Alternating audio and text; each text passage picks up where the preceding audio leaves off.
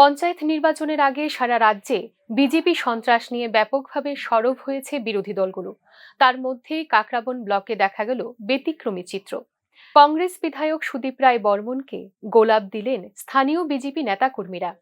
BJP কর্মীদের শুভেচ্ছা গ্রহণ করে তাদের আন্তরিক ধন্যবাদ জানান বিধায়ক সুদীপ রায় বর্মন।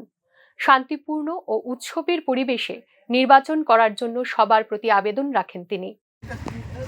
আমাদেরকে অভ্যর্থনা জানাইছে এবং ওনারা দায়িত্ব নিচ্ছে, যারাই আইসে অল্প কয়েকজন আইসে ক্যান্ডিডেট, তারা সুন্দরভাবে পিসফুলভাবে যাতে নমিনেশন করে যেতে পারে তারা সেটা সুনিশ্চিত করতে। Thank you.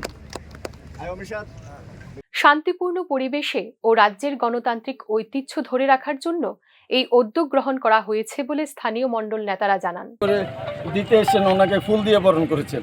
আমরা কি চাই? গণতন্ত্রে বিশ্বাসী, ভোটের মাধ্যমে ফলাফল হবে, মানুষ যাকে ভালো লাগে সেই দলকে ভোট দেবে।